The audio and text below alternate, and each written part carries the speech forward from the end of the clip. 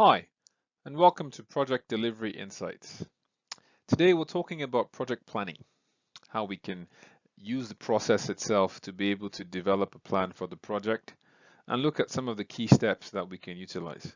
In this case, I'm looking at the 6 key steps as I currently see them and how I have applied them in the past in projects I have done. And I have pulled through the thought process about how we go through from the point of handover to initiation and once we start the plan. And we talk about the constant monitoring and control that we go through whilst developing the plan as well as through the life cycle of the project itself. Very quick video today. I appreciate that many of you have mentioned in the past that we need to keep this very short, so I shall do that. Um, just a quick one in terms of project planning. I've always looked at the project plan in itself as a roadmap for the project that allows everyone on board clearly understand what they need to do, when they need to do it. It allows us the opportunity of bridging all the activities together such that they converge and take us across the activities from point A to point B.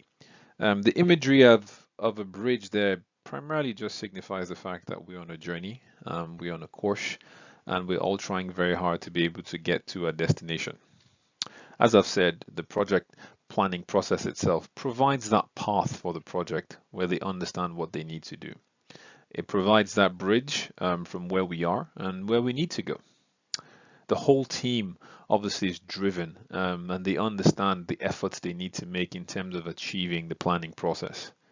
It gives us the opportunity of looking ahead, a clear understanding of what's in front of us and what we currently have now. One thing with any plan and through the whole planning process is you're always looking for opportunities as well. And it will flag up the mistakes potentially and risks that we have, but it swings both ways. It shows you risks and it potentially shows you opportunities to optimize. A very quick recap to everyone on this, just on project lifecycle management. Again, for you to get into the planning process, you would have gone through the initiation phase. So we've achieved the initiation phase, we've achieved our project charters, we have a PMT set up, we have the handover done, and effectively we're now a project startup.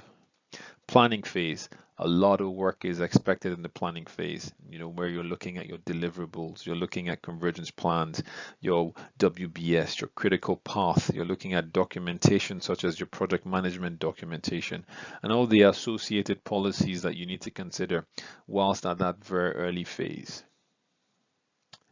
Phase 3, execute. You're now deep in the trenches. You're now delivering, you're running through your engineering program, you're running through manufacturing, you're going through procurement, you're tracking progress on a day by day, week by day, and week by week basis.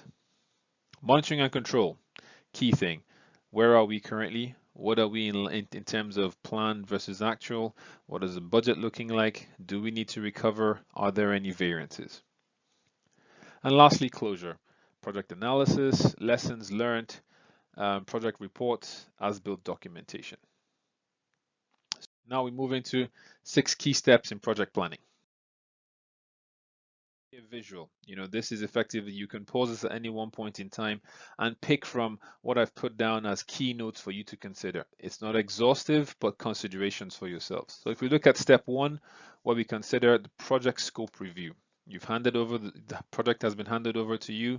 I want to take all my tender documentation. I want to take the scope of work document. I want to take all the applicable documentation and fully understand that.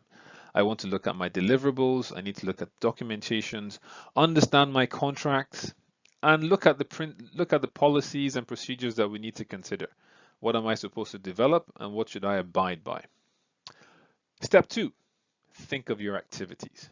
How do we look at the activities right now? How do we take this information that I have in front of me and break it down into smaller chunks that I can manage? What happens first? What happens in the middle? These are the kind of things that you need to start triggering as you go through the activity process. Establish resource activities. When I say resources, I'm effectively talking about your manpower requirements, your equipment requirements, and anything that falls under the procurement. It may be manufacturing, it may be fabrication, those kind of considerations. Are there documents to produce? How do they tie into everything? Are there documents I, as a project team, have to produce? Are there documents that sub-suppliers have to produce? Are there documents the customer needs to tie into myself? Those are the kind of things that you need to consider. With these now in play, what are we doing in terms of grouping? How do we group the information we currently have right now so we can understand a WBS? Step 4, establish durations.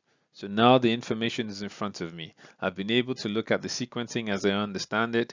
I've been able to look at the deliverables as I understand it. I'm able to look at the resourcing as I understand it currently. How can I align all of these together and how do they tie into the budget? Step 5, analyze. Always analyze. You're now going to the point you're looking at interdependencies, you're looking at constraints, you're now understanding the sequence of activities and deliverables. You're trying very hard to align all of these together.